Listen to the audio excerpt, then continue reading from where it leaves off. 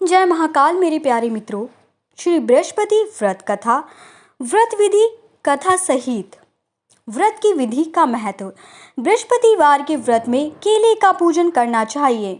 कथा और पूजन के समय वचन, कर्म और मन से शुद्ध होकर इच्छा की पूर्ति के लिए बृहस्पति देव से प्रार्थना करनी चाहिए। मेरी मनोकामनाओं को बृहस्पति देव अवश्य पूर्ण करेंगे, ऐसा मन में दृढ़ विश्वास रखना चाहिए। दिन में एक ही समय भोजन करना चाहिए। पीले चने की दाल आदि का भोजन करें। नमक ना खाएं। पीले वस्त्र पहनें। पीले फलों का ही प्रयोग करें। पीले चंदन से ही पूजन करें। पूजन के बाद श्रद्धापूर्वक एवं प्रेम पूर्वक गुरु महाराज की कथा सुननी चाहिए। इस व्रत को करने में मनोवांछित फल मिलते हैं और बृहस्पति महाराज प्रसन्न होते हैं। धन, विद्या, पुत्र तथा मन की सभी इच्छाएं पूर्ण होती है। परिवार में सुख तथा शांति रहती है। इसलिए यह व्रत सब व्रतों में श्रेष्ठ और अति फलदायक माना जाता है। शुरू करते हैं व्रत कथा। बहुत समय पहले की बात है। भारत में एक राजा राज्य करता था। वह अति प्रतापी एवं दानी था। वह प्रतिदिन मंदिर में भगवत दर्शन करने जाता था और गुरु और ब्राह्मण की सेवा भी किया करता था। उसके द्वार से कोई भी याचक निराश नहीं लौटता था। वह प्रत्येक गुरुवार को व्रत रखता और पूजन करता था। हर दिन गरीबों की मदद करता था, परंतु यह सब बातें उसकी रानी पसंद नहीं करती थी। वह न व्रत करती थी और न किसी को एक भी पैसा दान रूप में देती थी। वह राजा को भी ऐसा करने से रोकती थी। यह उस समय की बात है जब राजा शिकार खेलने वन को चले गए थे। महल में सिर्फ रानी और दासी थी। उस समय गुरु बृहस्पति साधु का रूप धारण कर राजा के दरवाजे पर भिक्षा मांगने आए। साधु ने रानी से भिक्षा मांगी तो वह कहने लगी, हे साधु महाराज, मैं इस दान पुण्य से तंग आ गई हूँ। इस काम के लिए तो मेरे पति देव ही बहुत हैं। अब आप ऐसी कृपा करें कि सारा धन नष्ट हो जाए तथा मैं आराम से रह सकूं। साधु का वेश रखे बृहस्पति देव ने कहा, हे देवी, तुम अति विचित्र हो। संतान और धन के कोई दुखी नहीं होता, सभी इसे चाहते हैं। पापी भी पुत्र और धन की इच्छा करता है। अगर तुम्हारे पास धन बहुत है तो भूखे मनुष्य को भोजन कराओ, ब्राह्मणों को दान दो, पियाऊ लगवाओ, धर्मशालाएं बनवाओ, कुआं, तालाब, बावड़ी, बाग बगीचे आदि बनवाओ तथा निर्धनों की कुंवारी कन्याओं का विवाह कराओ। साथ ही यज्ञ आदि करो। इस प्रकार के कर्मों से आपका कुल एवं आपका नाम परलोक में प्रसिद्ध होगा एवं स्वर्ग की प्राप्ति होगी। किंतु वह मूर्ख रानी साधु की इन बातों से खुश नहीं हुई। वह बोली, हे साधु महाराज, मुझे ऐसी संपत्ति की आवश्यकता नहीं जो मेरे काम न आए तथा जिसको मैं अन्य लोगों को दान दूं, जिसको रखने और संभालने में ही सारा समय नष्ट हो जाए। साधु ने रानी को समझाने का बहुत प्रयत्न किया, परंतु रानी अपनी बात पर अड़ित रही। तब साधु ने कहा, हे देवी, यदि तुम्हारी ऐसी इच्छा है तो जैसा मैं तुम्हें बताता हूँ तुम वैसा ही करना। बृहस्पतिवार के दिन गोबर से घर को लीपना, अपने केशों को पीली मिट्टी से धोना, केशों को धोते समय स्नान करना, राजा से कहना कि वह भी हजामत करवाए, भोजन में मांस मदिरा खाना, कपड़े धोबियां धुलने डालना। इस तरह 7 बृहस्पतिवार निरंतर करने से तुम्हारा सब धन नष्ट हो जाएगा। ऐसा कहकर साधु रूपी बृहस्पति देव अंतर्ध्यान हो गए। रानी ने साधु के कहे अनुसार ही भरपेट 7 बृहस्पति वैसा ही करने का विचार किया। साधु के बताए अनुसार करते हुए उसे केवल 3 बृहस्पतिवार ही बीते थे कि उसकी समस्त धन संपत्ति नष्ट हो गई। कहे अनुसार ही भरपेट भोजन के लिए भी दोनों समय परिवार तरसने लगा तथा सांसारिक भोगों से दुखी रहने लगा। इस प्रकार के अभावग्रस्त जीवन से तंग आकर एक बार राजा रानी से कहने लगा, हे रानी, तुम यहाँ पर रहो, मैं दूसरे देश को जाता हूँ, क्योंकि यहाँ पर मुझे सभी मनुष्य जानते हैं, इसलिए मैं यहाँ कोई कार्य नहीं कर सकता। देश चोरी परदेश भीख के समान है। ऐसा कहकर राजा परदेश चला गया। वहाँ जंगल में लकड़ी काट कर लाता और उन्हें शहर में बेचकर जीवन यापन करने लगा। राजा के जाने के पश्चात इधर उसके बिना रानी और दासियां दुखी रहने लगी। किसी दिन भोजन मिलता तो किसी दिन जल पीकर ही रहना पड़ता था। एक समय रानी और दासियों को 7 दिन बिना भोजन के व्यतीत हो गए तो रानी अपनी दासी से बोली, हे दासी, यहाँ समीप ही मेरे नगर में मेरी बहन रहती है जो बहुत धनवान है, तो उसके पास जा और वहाँ से 5 शेर बेजर मांग कर ले आ, जिससे कुछ समय के लिए गुजर बसर हो जाएगी। दासी उसकी बहन के पास गई। बृहस्पतिवार का दिन था। रानी की बहन उस समय ध्यान मग्न होकर पूजा कर रही थी। दासी ने रानी की बहन से कहा, हे रानी, मुझे आपके पास आपकी बहन ने भेजा है, मुझे 5 शेर बेजड़ दे दो। दासी ने आपकी बात अनेक बार कही, परंतु रानी की बहन ने कोई उत्तर नहीं दिया, क्योंकि वह उस समय बृहस्पतिवार की कथा सुन रही थी। रानी की बहन से जब दासी को कोई अपेक्षित उत्तर नहीं मिला तो वह अति दुखी हुई। उसे क्रोध भी बहुत आया। लौटकर वह रानी से बोली, हे रानी, आपकी बहन तो बहुत धनी स्त्री है, परंतु वह अति घमंडी भी है। वह छोटे लोगों से बात भी नहीं करती। 5 शेर बेजड़ देने के लिए मैंने उससे बहुत कहा, परंतु उसने कोई उत्तर नहीं दिया।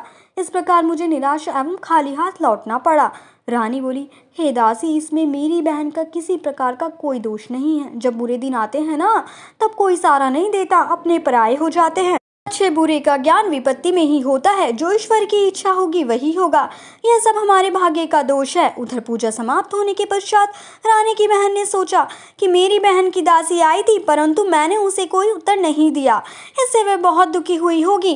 कथा सुनकर तथा विष्णु भगवान का प्रसाद ग्रहण कर वह अपनी बहन के घर गई तथा बोली, हे बहन, मैं बृहस्पतिवार का व्रत कर रही थी, तुम्हारी दासी आई, परंतु कथा समाप्त होने से पहले पूर्व ना उठते हैं और ना बोलते हैं, इसलिए मैं नहीं बोली। बताओ दासी, किस कार्य से मेरे पास गई थी?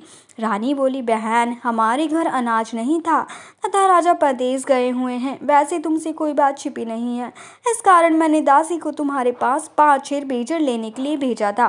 इस पर रानी की बहन बोली, हे बहन, बृहस्पति भगवान सबको मनोवांछित फल देते हैं। देखो, शायद तुम्हारे घर में किसी कोने में अनाज रखा हो। यह सुनकर रानी की बहन की बातों से विस्मित दासी घर के अंदर गई तो वहां उसे एक घड़ा बेजड़ भरा पड़ा मिल गया।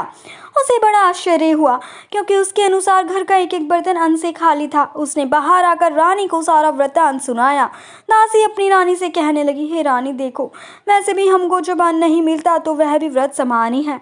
अगर इनसे व्रत की विधि तथा कथा पूछ ली जाए तो बृहस्पतिवार का व्रत हम भी किया करेंगे। और फिर दासी के कहने पर रानी ने अपनी बहन से बृहस्पतिवार व्रत पूजन विधि एवं नियमों के बारे में विस्तार से पूछा।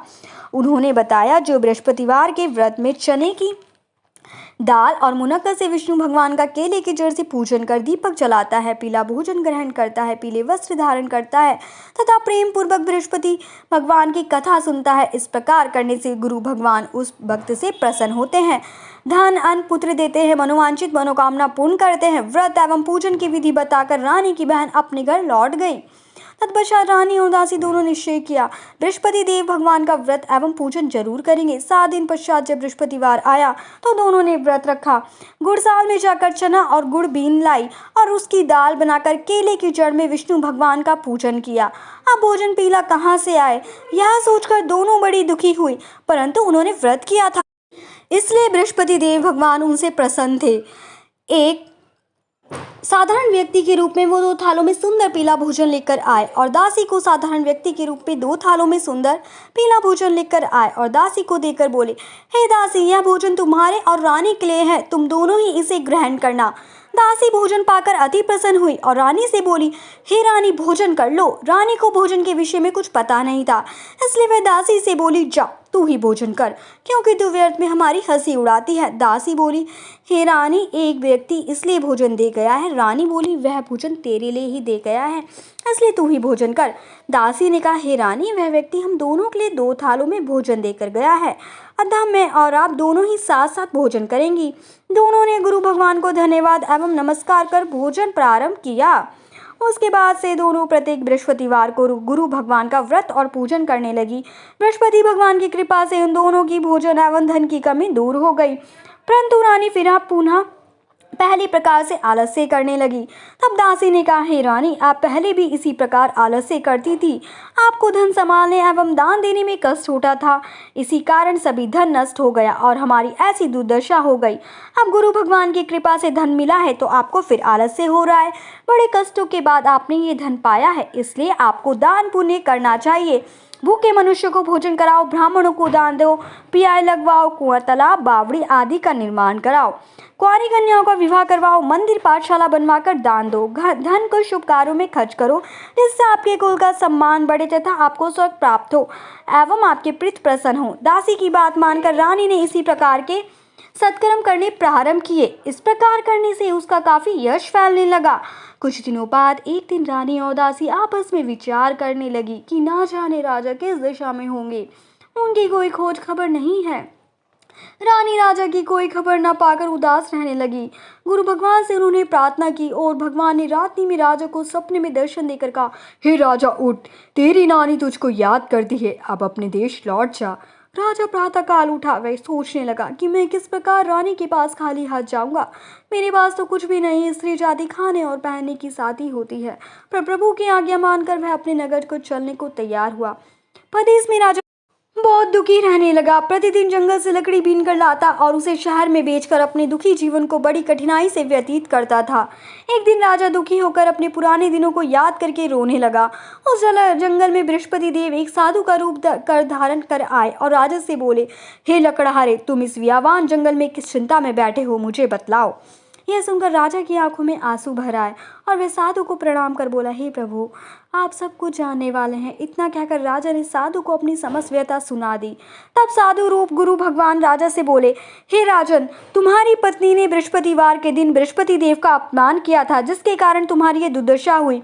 अब तुम किसी प्रकार की चिंता मत करो, भगवान तुम्हें पहले से अधिक धन प्रदान करेंगे। देखो, तुम्हारी पत्नी ने बृहस्पतिवार का व्रत प्रारंभ कर दिया है। तुम भी बृहस्पतिवार का व्रत करके चने की दाल व गुड़ जल के लोटे में डालकर केले का पूजन करो। फिर कथा कहा या सुनो, भगवान तुम्हारी सभी इच्छाओं की पूर्ति करेंगे। साधु के वचन सुनकर राजा बोला, हे प्रभु, मुझे लकड़ी बेचने से इतना पश्चात धन नहीं मिलता कि भोजन करने के उपरांत कुछ बचा सकूं। मैंने रात्रि में अपनी रानी को व्याकुल एवं व्यथित देखा है। मेरे पास कोई साधन नहीं है जिससे उसका समाचार भी जान सकूं। इसके अतिरिक्त मैं बृहस्पति देव की कथा भी नहीं जानता हूँ, जिसे कह या सुनकर मैं व्रत धारण कर भगवान बृहस्पति का पूजन कर सकूं।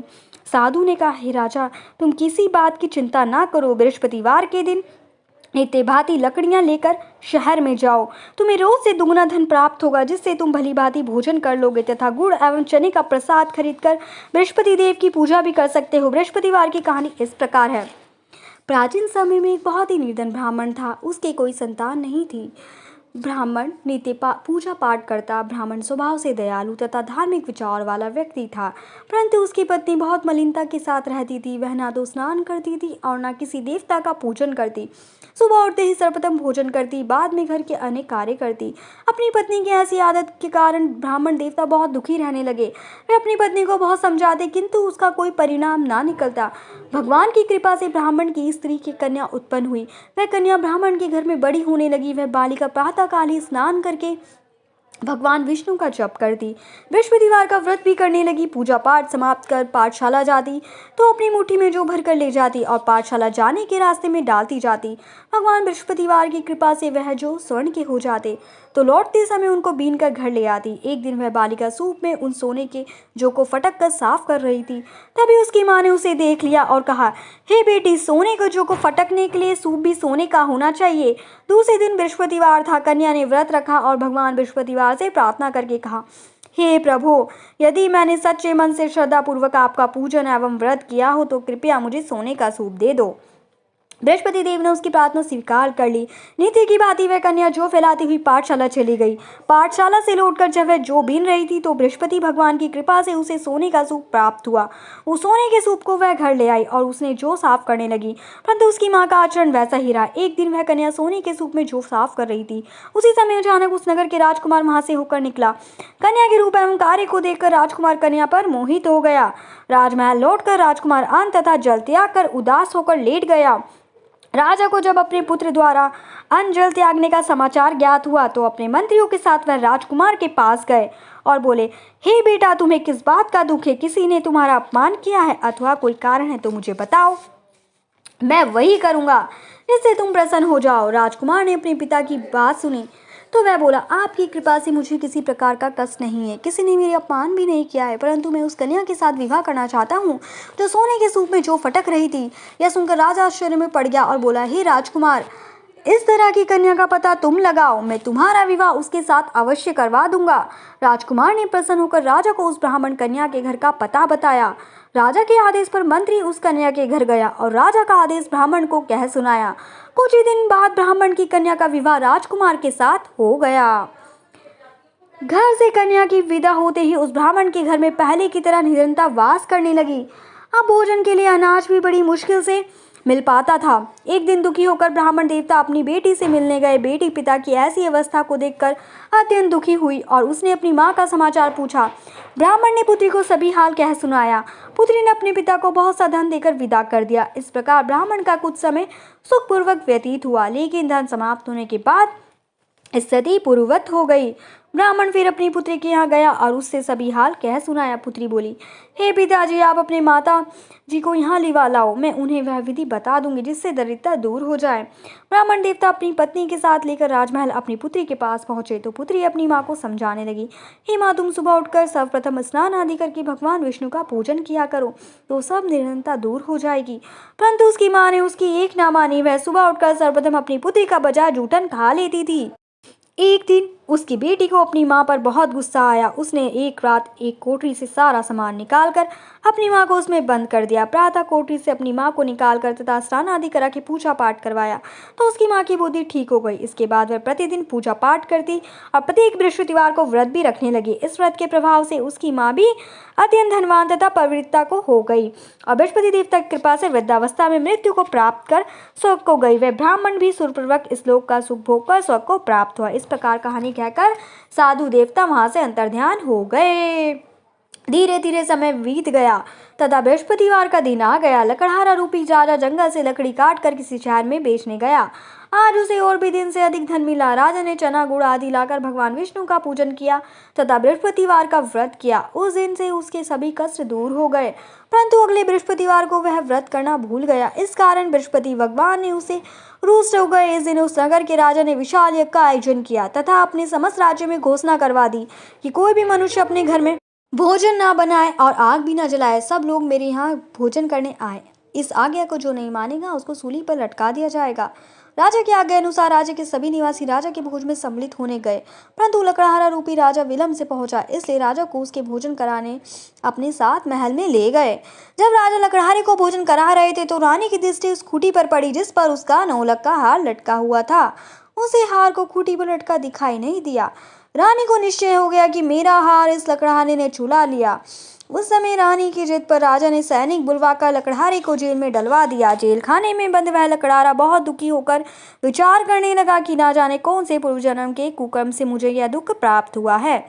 जेल में बंद लकड़हारा भगवान बृहस्पति को याद करने लगा। तत्काल बृहस्पति देव साधु के रूप में प्रकट हो गए और उसकी दशा देखकर कहने लगे, अरे मूर्ख, तू बृहस्पतिवार को बृहस्पति देव की कथा तथा व्रत करना भूल गया, इस कारण तुझे दुख प्राप्त हुआ है।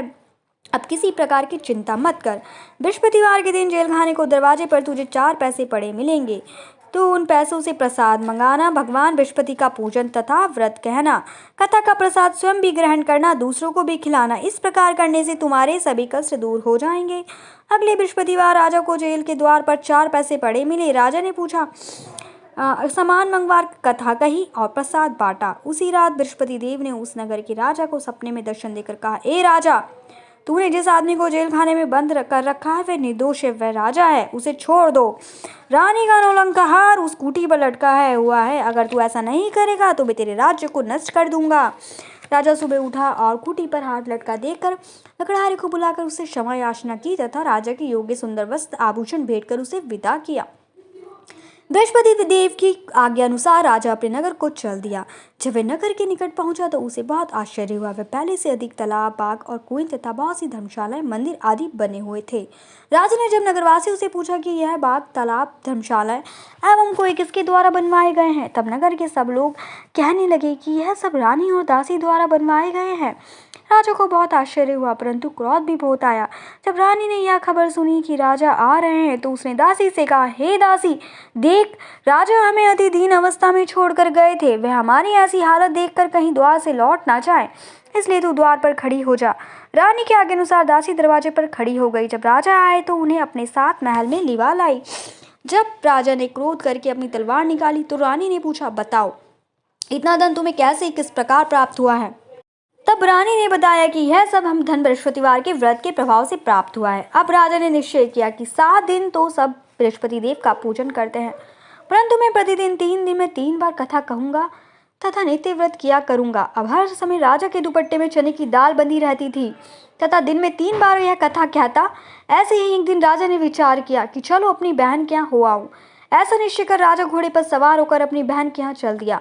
मार्ग में उसने देखा कि कुछ आदमी एक मुर्दे को लिए जा रहे हैं। उन्हें रोककर वह कहने लगा, अरे भैया, कुछ देर में विश्वद्वार की कथा सुन लो। वे बोले, लो, हमारा तो आदमी मर गया है, इसको अपनी कथा की पड़ी है। परंतु कुछ आदमी बोले, अच्छा कहो, हम तुम्हारी कथा भी सुनेंगे। राजा ने दाल निकाली और कथा कहनी शुरू कर दी। जब कथा आधी हो गई तो मुर्दा हिलने लगा और जब कथा समाप्त हुई तो राम राम करके मुर्दा खड़ा हो गया। राजा आगे चला, उसे चलते चलते शाम हो गई। आगे मार्ग में उसे एक किसान खेत में हल चलाता मिला। राजा उससे बोला, अरे भैया, तुम मेरी बृहस्पतिवार की कथा सुन लो। किसान बोला, जब तक मैं तेरी कथा सुनूंगा तब तक 4 हइया जोत लूंगा। जाओ भैया, कथा किसी और को सुनाना। राजा आगे चलने लगा। राजा के हटते ही किसान के बैल पछाड़ खाकर गिर गए और किसान के पेट में बहुत तेज दर्द होने लगा। उसी समय किसान की माँ रोटी लेकर आई। उसने जब वहाँ देखा तो अपने पुत्र से सारा हाल पूछा। बेटा ने सारा हाल बता दिया। किसान की माँ दौड़ी दौड़ी घोड़े पर सवार राजा के पास गई और उससे बोली, मैं तेरी कथा सुनूंगी, तू अपनी कथा मेरे खेत पर चलकर कहना। राजा ने लौटकर किसान के खेत पर जाकर कथा कही, जिसे सुनते ही बैल खड़े हो गए तथा किसान के पेट का दर्द भी बंद हो गया। और फिर राजा अपनी बहन के घर पहुंच गया। बहन ने भाई की खूब आवभगत की। दूसरे दिन सुबह राजा जागा तो उसने देखा कि सब लोग भोजन कर रहे हैं। राजा ने अपनी बहन से जब पूछा कि ऐसा कोई मनुष्य है जिसने भोजन नहीं किया हो और जो मेरी बृहस्पतिवार की कथा का श्रवण कर ले, तो बहन बोली, हे भैया, यह देश ऐसा ही है। यहाँ के लोग पहले भोजन करते हैं, बाद में कोई अन्य काम करते हैं। अगर पड़ोस में कोई है तो मैं देख आती हूँ। ऐसा कहकर बहन चली गई, परंतु उसे कोई भी ऐसा व्यक्ति नहीं मिला जिसने भोजन ना किया हो। वह एक कुम्हार के घर गई जिसका लड़का बीमार था। उसे यह भी पता चला कि उसके यहाँ 3 दिन से किसी ने भोजन नहीं किया है। राजा की बहन ने अपने भाई की कथा सुनने के लिए कुम्हार से आग्रह किया तो वह तैयार हो गया। राजा ने जाकर बृहस्पतिवार की कथा कही, जिसको सुनकर कुम्हार का लड़का ठीक हो गया। अब तो राजा की हर ओर प्रशंसा होने लगी। कुछ दिन बाद एक दिन राजा ने अपनी बहन से कहा, हे बहन, मैं अपने घर जाऊंगा, तुम भी तैयार हो जाओ। राजा की बहन ने अपनी सास से अपने भाई के साथ जाने की आज्ञा मांगी। सास बोली, चली जा, परंतु अपने लड़कों को यहीं छोड़ के जाना, क्योंकि तेरे भाई की कोई संतान नहीं है। बहन ने भाई से कहा, ए भैया, मैं तो चलूंगी, परंतु कोई बालक नहीं जाएगा। राजा ने कहा, जब कोई बालक साथ नहीं चलेगा तो तुम भी क्या करोगी। दुखी मन से राजा अपने नगर को लौट आया। राजा अपनी रानी से बोला, हम निर्वंशी है, हमारा मुख देखने का भी धर्म नहीं है। वह उदास होकर बिना भोजन करे शैया पर लेट गया। रानी बोली, हे प्रभु, भगवान बृहस्पति ने हमें सब कुछ दिया है, वे हमें संतान भी अवश्य देंगे। उसी रात बृहस्पति देव ने राजा को सपने में दर्शन देकर कहा, हे राजा, उठ, सभी सोच त्याग दे, तेरी रानी गर्भवती है। राजा को यह जानकर अति प्रशंसा हुई। 9वें महीने रानी के गर्भ से एक सुंदर पुत्र रूपी रत्न पैदा हुआ। तब राजा बोला, हे रानी, स्त्री बिना भोजन के रह सकती है, परंतु बिना कह नहीं रह सकती। जब मेरी बहन आए तुम उससे कुछ मत कहना। रानी ने हाँ कर दी। और जब राजा की बहन यह शुभ समाचार सुना तो वह अति प्रसन्न हुई तथा बधाई लेकर आई। अपने भाई के यहाँ आई तब रानी ने राजा से कहा, घोड़ा चढ़ाकर आई, गधा चढ़ाकर नहीं आई। राजा की बहन बोली, भाई, मैं इस प्रकार ना कहती तो तुम्हें औलाद कैसे मिलती। भगवान बृहस्पति ऐसे ही हैं, जैसे जिसके मन में कामना है सभी को पूर्ण कर मनोवांछित फल देते हैं। जो श्रद्धापूर्वक बृहस्पतिवार का व्रत करता है, कथा पढ़ता है अथवा सुनता है और दूसरों को सुनाता है, बृहस्पति देव उसकी सभी मनोकामना पूर्ण करते हैं। बृहस्पति देव उसकी सदैव रक्षा करते हैं। जो श्रद्धा एवं संपूर्ण आदर भाव से बृहस्पति देव का पूजन एवं सच्चे दिन से व्रत करते हैं, उनकी सभी मनोकामनाएं पूर्ण होती है। सच्चे मन एवं हृदय से रानी और राजा ने बृहस्पति देव की कथा का गुणगान किया। उनकी सभी इच्छाएं बृहस्पति देव ने पूरी की, इसलिए सबको कथा कहने तथा सुनने के बाद बृहस्पति भगवान का प्रसाद ग्रहण करना चाहिए तथा सच्चे मन एवं भावना से भगवान बृहस्पति का मनन करते हुए सदा उनकी जय जयकार करनी चाहिए। इति बृहस्पति व्रत कथा समाप्त। बृहस्पति देव की आरती। ओम जय बृहस्पति देवा, स्वामी जय बृहस्पति देवा। ओम जय बृहस्पति देवा, स्वामी जय बृहस्पति देवा। छिन छिन भोग लगाऊं, कदली फल मेवा। ओम जय बृहस्पति देवा। तुम पूर्ण परमात्मा, तुम अंतर्यामी, स्वामी तुम अंतर्यामी। जगत पिता जगदीश्वर, तुम सबके स्वामी। ओम जय बृहस्पति देवा।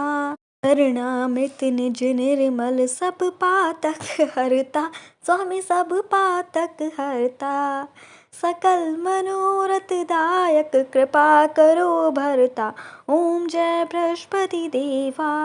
तन मन धन अर्पण कर जो जन शरण पड़े, प्रभु जो जन शरण पड़े। प्रभु प्रकट तब होकर आकर द्वार खड़े, आकर द्वार खड़े। दीनी दयाल दयानिधि भक्तन हितकारी, स्वामी भक्तन हितकारी। पाप दोष सब हरता, बंधन हारी, ओम जय बृहस्पति देवा। सकल मनोरथ दायक सब संचय हारी, स्वामी सब संचय हारी। विषय विकार मिटाओ संतन सुखकारी, जय बृहस्पति देवा। जो कोई आरती प्रीत गावे, स्वामी प्रेम सहित गावे। चेष्टानंद कंद सो निश्चय फल पावे, ओम जय बृहस्पति देवा। सब बोलो विष्णु भगवान की जय, बोलो बृहस्पति भगवान की जय। जय महाकाल। मेरे प्यारे मित्रों, अगर आपको मेरी कहानी अच्छी लगी हो और मेरी वीडियोस अच्छी लगती हैं तो मेरे चैनल को